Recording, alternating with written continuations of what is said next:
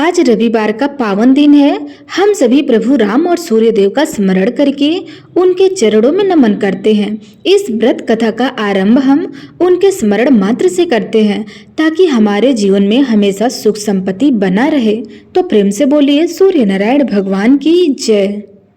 प्रिय भक्तों, आज रविवार के दिन आप श्रवण करेंगे धन समृद्धि प्रदान करने वाली और रोग दोष को दूर करने वाली रविवार की बड़ी ही दुर्लभ तथा प्राचीन कथा, जिसे आप सभी भक्तगण बड़ी श्रद्धा तथा प्रसन्न चित्त मन से पूरा अवश्य सुनिएगा। प्राचीन समय की बात है। एक राजा था। उसके पास सिपाही, घोड़े, दास दासिया, धन दौलत सब कुछ था।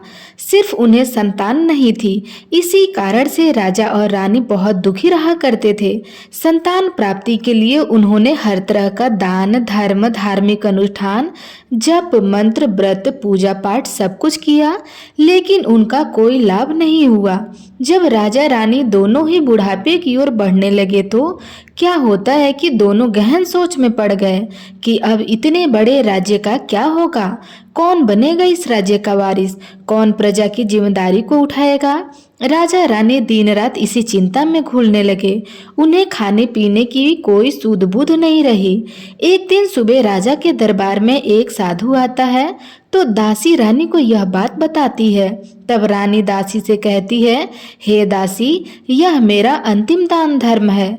इसके बाद मैं अपने हाथों से कोई दान धर्म नहीं करूंगी। रानी चावल से भरा हुआ सोने का कटोरा हाथ में लिए बाहर आई और साधु की झोली में भिक्षा डालने आगे बढ़ती है तो उसके चेहरे पर छाई उदासी साधु की दृष्टि में आ गई। वह उनसे पूछता है कि हे रानी, क्या हुआ, आप इतना उदास क्यों हो। तब रानी साधु को सारी बातें बताती है और विलख विलख कर रोने लगती है। रानी को यूं रोता हुआ देखकर साधु कुछ गंभीर हो जाते हैं और कहते हैं, हे रानी, आप चिंता मत करिए, आपकी संतान की इच्छा अवश्य ही पूर्ण होगी। आपकी कोख से एक पुत्र जन्म लेगा, किंतु मात्र वह 16 वर्ष तक ही आपको मिलेगा। इसके आगे वह इस मृत्यु लोक में नहीं रह पाएगा। इससे बढ़कर आपको कुछ देना मेरे लिए संभव नहीं है।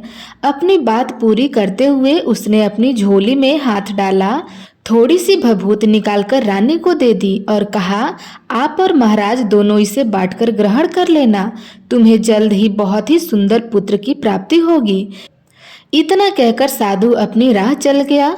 उसी रात राजा अपना दरबार खत्म करके रानी के पास महल में आए तो रानी ने राजा को सारी बातें बताई और साधु की दी हुई भभूत राजा को दिखाया और बोली, साधु महाराज ने यह भभूत हम दोनों को ग्रहण करने के लिए कहा है, हे महाराज। तो महाराज बोले कि हे महारानी, इतना दान धर्म किया, जप तप उपवास किया, लेकिन इसका कोई फल नहीं मिला। क्या अब इस भरोसे हमें संतान प्राप्त होगी। तो रानी बोली, जब इतना सब कुछ किया तो अब यह भी कर लेते हैं। हे महाराज, साधु के क्रोध को क्यों बुलावा दे। प्रिय भक्तों, राजा को अब किसी पर विश्वास नहीं था, पर रानी को दुख न पहुँचे इसलिए वह राजी हो गया। उसने साधु महाराज का नाम स्मरण करके वह भभूत बांटकर दोनों ने खा ली। इसके बाद दोनों निश्चय होकर सो जाते हैं। कुछ दिन गुजर जाते हैं और साधु द्वारा कहे अनुसार रानी गर्भवती हो जाती है। उस पर राजा रानी दोनों की खुशी का ठिकाना नहीं रहता है। राजा रानी से बोलता है, हे महारानी, सचमुच साधु महाराज की कृपा हो गई। प्रिय भक्तों, 9 महीने 9 दिन और 9 घंटे पूरे होने पर रानी ने एक अत्यंत सुंदर गोरे चिट्ठे पुत्र को जन्म दिया। राजा ने बड़ी धूमधाम से पुत्र का नामकरण संस्कार किया। सारे राज्य में 8 दिन तक उत्सव मनाया गया। राजा को इस बात का पता था कि हमारा पुत्र सिर्फ 16 साल तक ही हमारे पास रह सकता है। प्रिय भक्तों, इसके बाद राजा और रानी बड़े ही प्रेम से बेटे की परवरिश करने लगे। उसकी हर ख्वाहिश पूरी कर दी कि थोड़े समय के लिए ही भगवान ने संतान की अपनी मुराद तो पूरी कर दी। राजपुत्र दिन प्रतिदिन बड़ा होता गया। जब वह 8 साल का हुआ तो राजा एक अच्छे गुरु की नियुक्ति करके अस्त्र शस्त्र की विद्या, घुड़सवारी इत्यादि सब शिक्षाएं उसे प्रदान कराते हैं। अब वह सभी विद्याओं में पारंगत हो चुका था और इस प्रकार वह 12 साल की उम्र का हो गया। तब एक अच्छी सी राजकन्या को खोजकर उसका विवाह कर दिया गया। इसी प्रकार राजा रानी और उसके पुत्र का जीवन सुखमय पूर्वक बीतता रहा। लेकिन जब राजपुत्र एक दिन उसने अपने पिता से कहा, पिताजी मैं अपना राज घूमकर देखना चाहता हूँ। आज तक मैंने सिर्फ इस रजवाड़े के अतिरिक्त कुछ नहीं देखा है। बेटे की बात सुनकर राजा चिंतित हो गया, क्योंकि पुत्र का 16वां साल शुरू हो चुका था। अब कोई अनहोनी होने का वक्त नजदीक आ गया था, लेकिन राजा यह सब बातें पुत्र को नहीं बता सकता। वह क्या करता? चेहरे पर झूठी मुस्कान लेकर बेटे से कहता है, हे पुत्र, जरूर तुम्हें अपने राज्य के बारे में जानना चाहिए। मेरे बाद तुम ही तो राजा बनोगे, अपना राजपाट संभालोगे। परंतु एक बात का ध्यान रखना कि तुम जहाँ भी जा रहे हो, क्या कर सकते हो, यह बात अपनी पत्नी को मत बताना। तब पुत्र कहता है, ठीक है पिताजी, आपने तो कहा, मैं वैसा ही करूँगा। राजपुत्र दिन भर अपनी पत्नी के साथ मौज मस्ती करता, खुशी पूर्वक रहता और रात को ठीक 12 बजे बिस्तर से उठकर बाहर चला जाता और फिर सूर्य उदय होने से पहले वापस अपने महल में आकर सो जाता था। ऐसे बहुत दिनों तक चलता रहा। अब राजपुत्र का 16वां साल खत्म होने में कुछ ही दिन बाकी रह गए थे।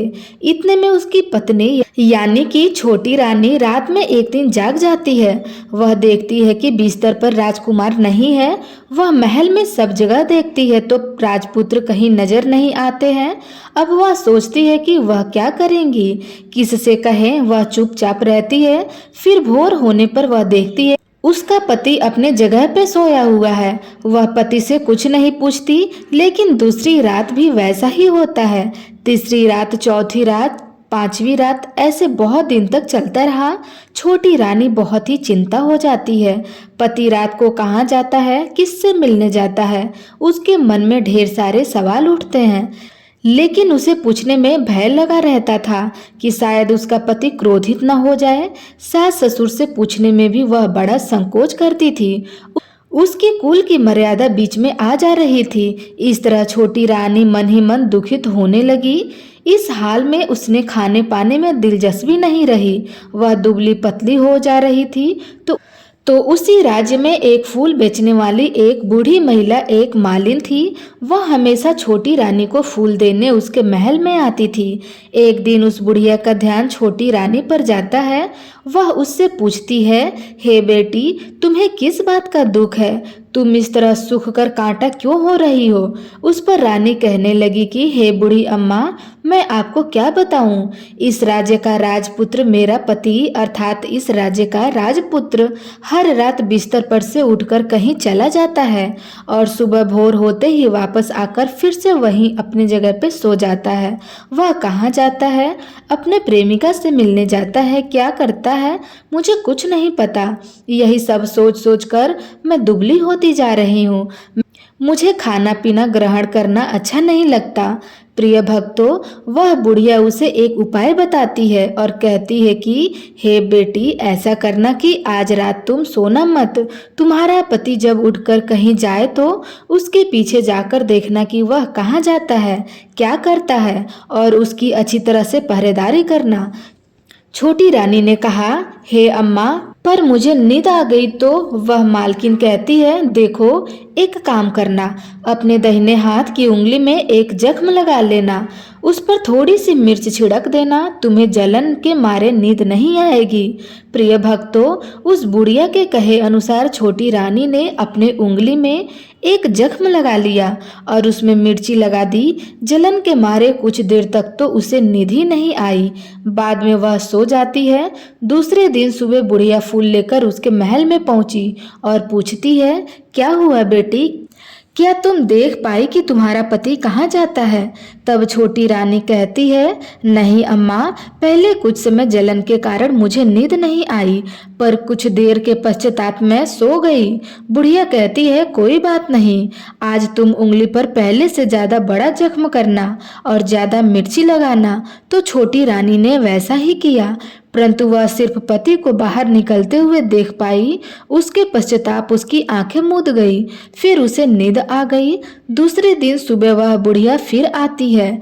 बुढ़िया माई के पूछने से पहले ही छोटी रानी रोने लगती है और कहती है, अम्मा, मैं आज भी उसकी पहरेदारी ठीक से नहीं कर पाई। बुढ़िया कहती है, रो नहीं बेटी, सब कुछ ठीक हो जाएगा।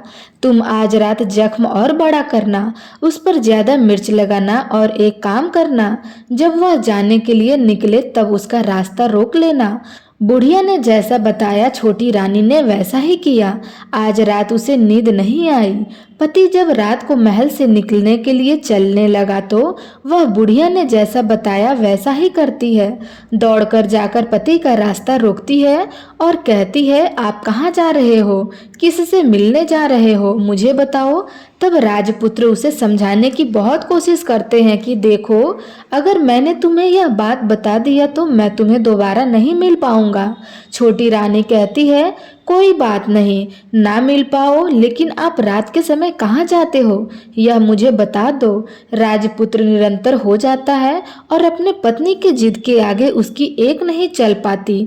ठीक उसी समय उसका 16वां साल खत्म होने वाला होता है और 17वां साल लगने ही वाला होता है।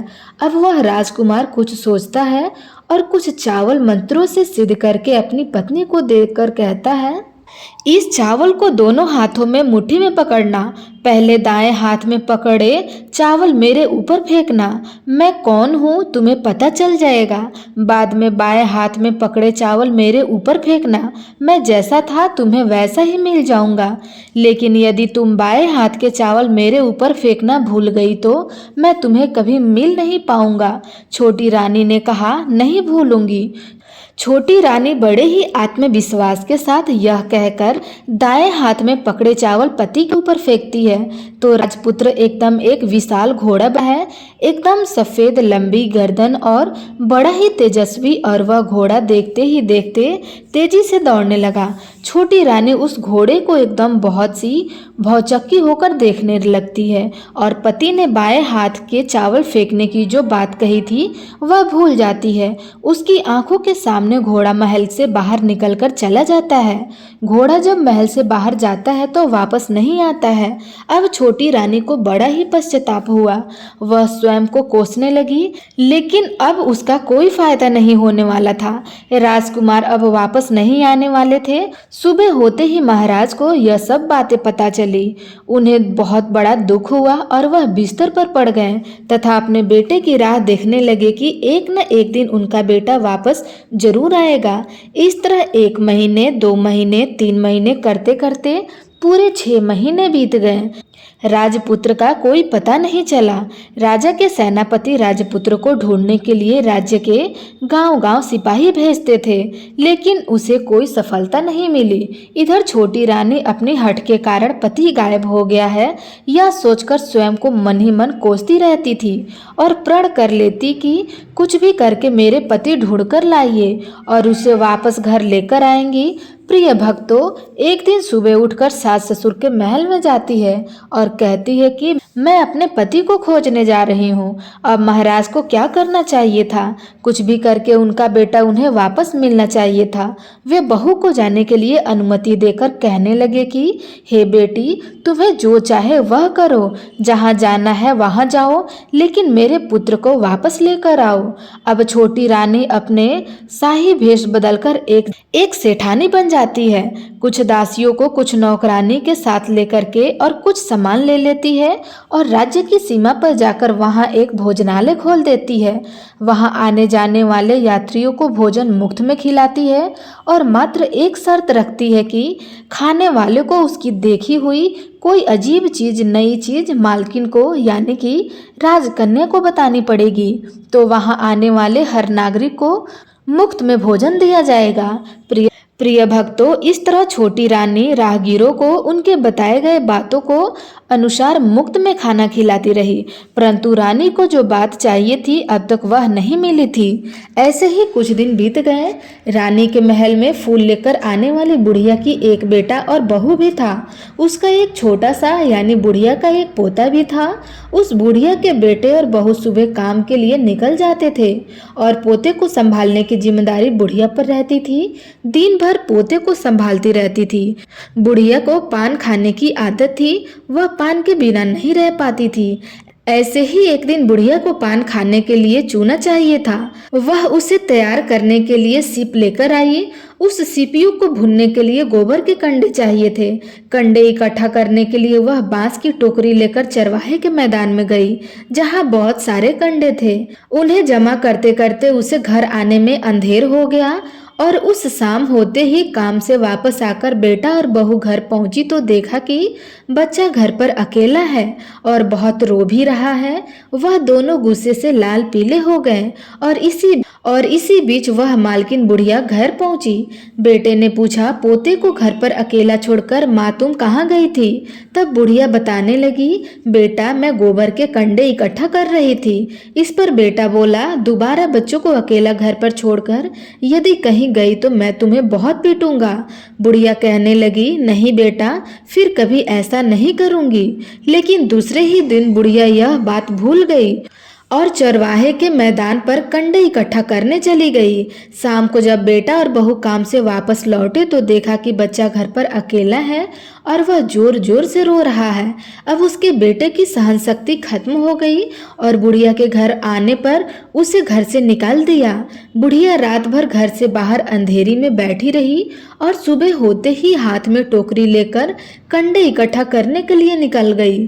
प्रिय भक्तों, उस दिन उस पर कंडे इकट्ठा करने का मानो पागलपन सवार हो गया था।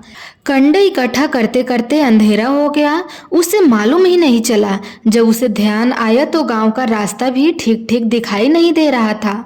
अब वह अंधेरे में आंखें फाड़ फाड़ कर देखती और किसी तरह आगे निकलने लगी तो उसने देखा कि एक कपिला गाय छन छन की आवाज करते हुए गले में घंटी बजाते हुए उस मैदान पर आई। उसे देखकर बुढ़िया सोचने लगी कि इस गाय के पीछे पीछे जाऊंगी तो गांव तक जरूर पहुंच जाऊंगी। तब बुढ़िया उसके पीछे जाने लगी। वह गाय उस मैदान से लेकर एक एक करके 6 मैदान पार करती है और आखिर में वह 7वें मैदान तक पहुंच जाती है। तो वहां क्या होता है कि उस मैदान में एक बड़ा सा पत्थर था। गाय जाकर उस पत्थर को अपने सींग से मारती है। जब गाय ने सींग मारा तो वह पत्थर दूर हट गया और पाताल के नीचे जाने के लिए सीढ़ियां दिखाई देने लगी। तब वह गाय उन सीढ़ियों के नीचे जाने लगी। वह मालिन बुढ़िया यह सब देख रही थी और झट से गाय की पूंछ को पकड़ लिया। प्रिय भक्तों, वह गाय के साथ नीचे पाताल लोक में गई और तुरंत ही गाय की पूंछ छोड़ दी और इधर उधर देखने लगी। तब उसने देखा कि वहां बहुत सारे दीपक जल रहे हैं, तेज रोशनी है। जब उसकी नजर गाय के ऊपर पड़ती है तो वहां एक अद्भुत घटना घटती है। गाय के गले में अपने आप शाल पड़ गई। छम छम करके कोई दुधिया गाय का दूध दूहने लगा, लेकिन कोई भी वहां नजर नहीं आ रहा था। बुढ़िया बहुत ही घबरा गई कि कहाँ आकर मैं फंस गई। वह सोचने लगी कि वहां छिपने के लिए एक जगह ढूंढने लगी, लेकिन उसे कहीं जगह न मिला। हर जगह उजाला ही उजाला था। तो वह एक कोने में खड़ी हो गई और जो कुछ सामने हो रहा था उसे चुपचाप देखने लगी।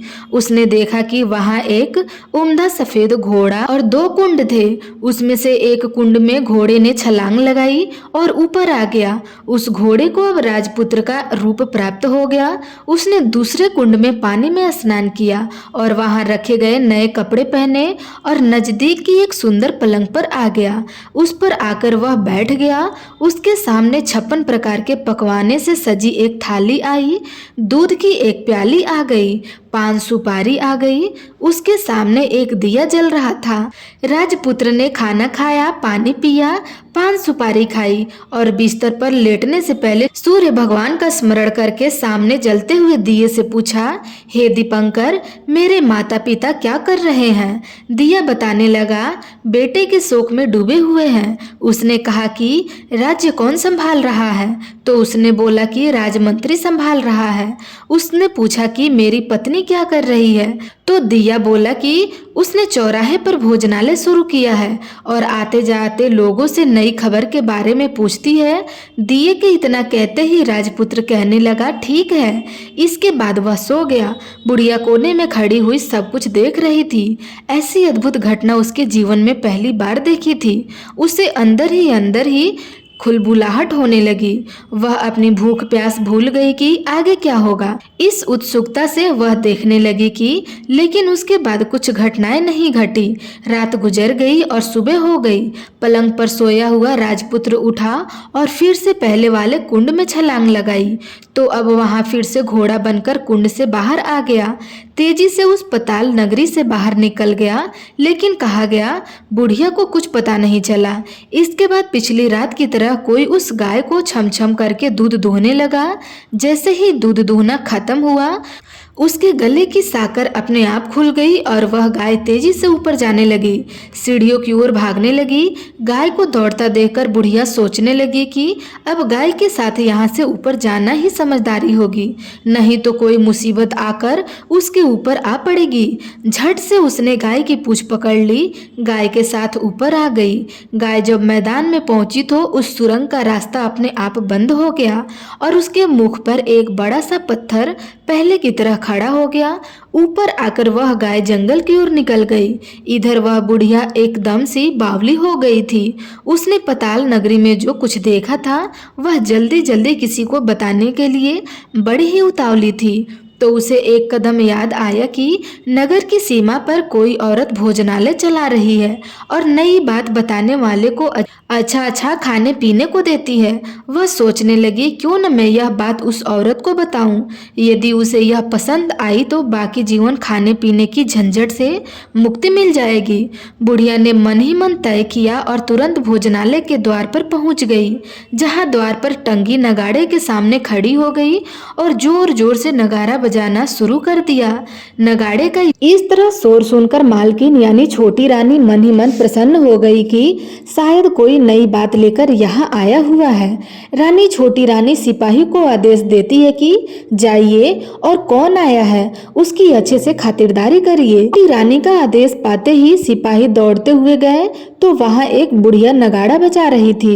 उन्होंने पूछा बुढ़िया माई क्या हुआ, नगाड़ा क्यों बजा रही हो।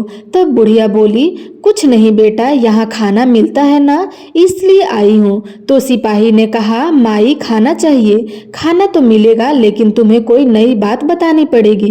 तब बुढ़िया कहती है हाँ बताऊंगी, एक बात मालूम है मुझे। इस पर सिपाही उसे अंदर लेकर आए और मालकिन के आदेश के अनुसार बहुत सेवा सत्कार किया।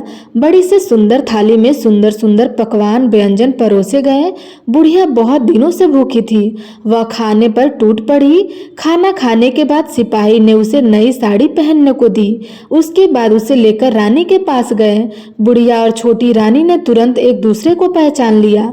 तब छोटी रानी ने बुढ़िया से कहा अम्मा अब बताओ तुमने क्या नई बात देखी। तब बुढ़िया कहती है नई बात, मैंने तो कोई नई बात नहीं देखी। मेरे पास तो तुम्हें देने के लिए खाने के पैसे नहीं थे, इसलिए मैंने झूठ कहा और नगाड़ा बजाया। रानी ने कहा अम्मा घबराना नहीं, किसी को तुम्हारा नाम नहीं बताऊंगी।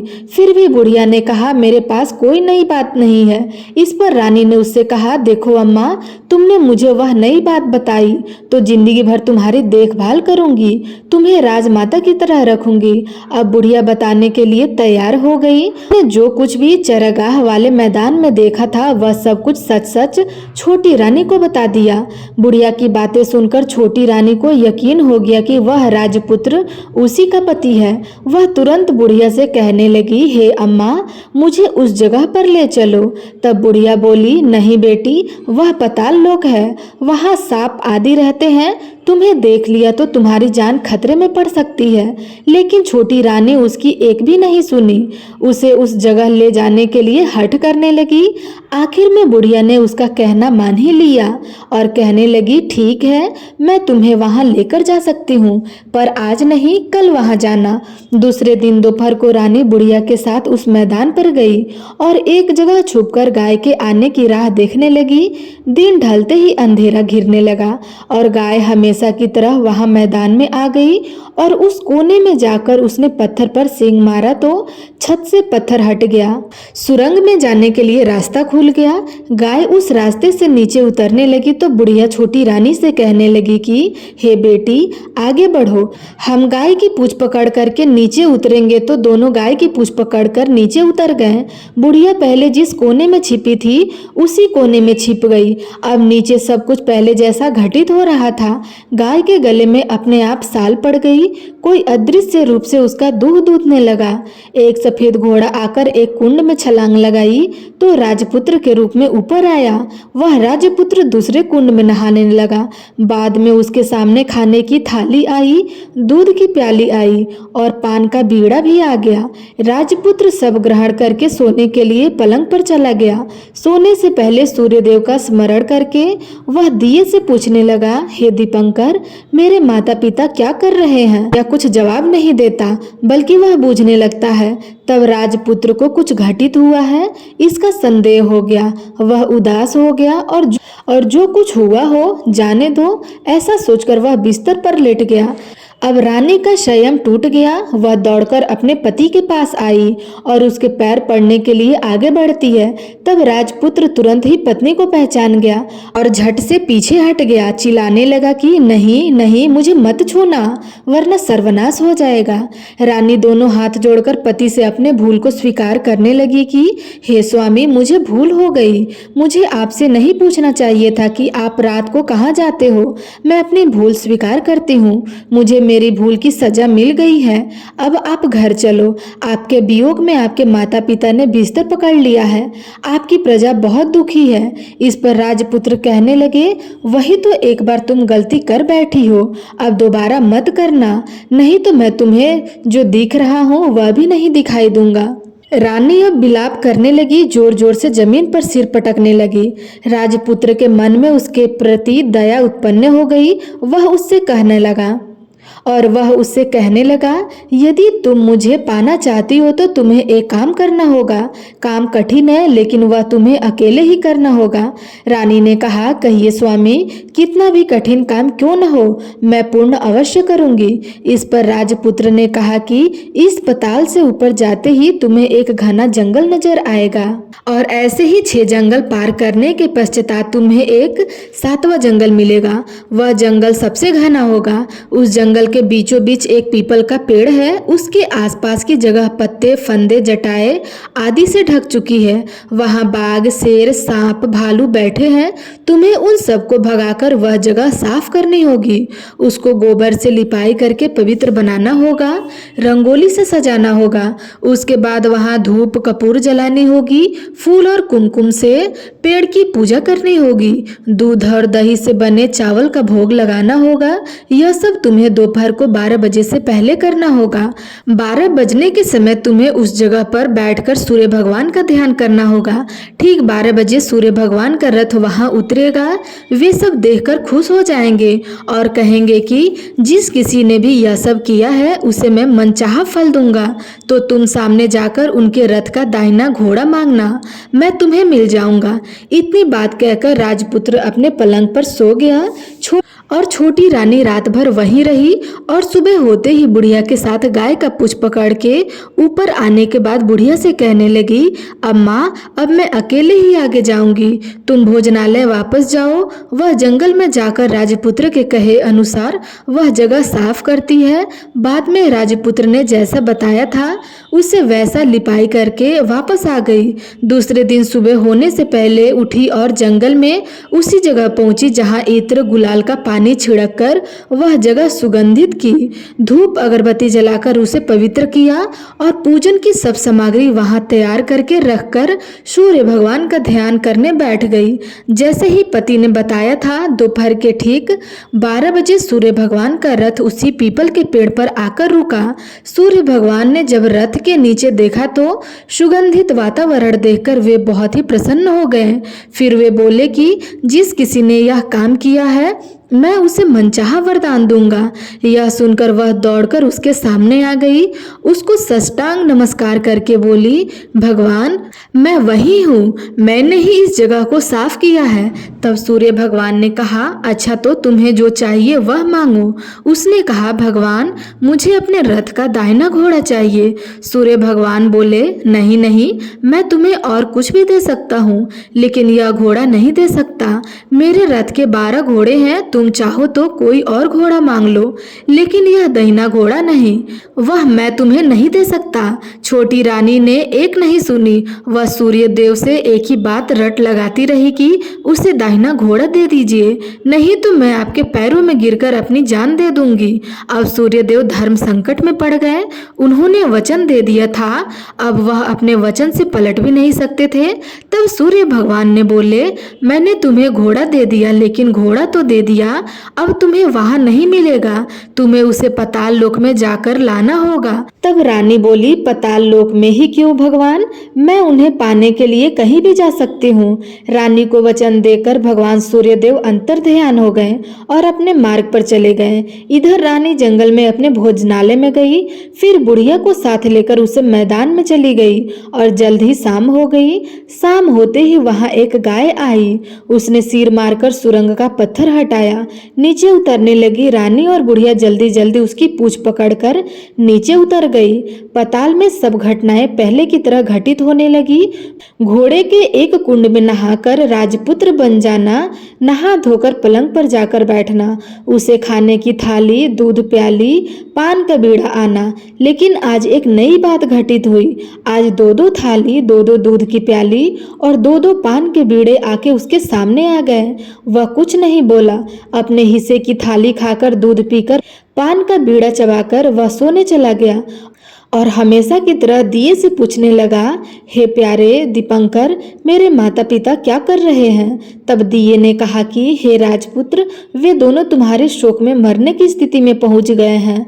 ऐसे सुनकर उसकी आंखों से झरझर के आंसू टपकने लगे। फिर वह पूछने लगा, हे दीपंकर, मेरा राज्य कैसा चल रहा है?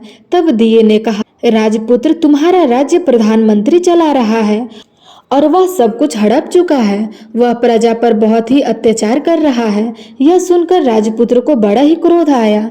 वह क्रोध से तमतमा गया, अपनी मुट्ठी भीने लगा। वह उसने दिए से पूछा, दीपंकर, मेरी पत्नी क्या कर रही है? अब दिया कुछ नहीं बोला और चुपचाप रह गया।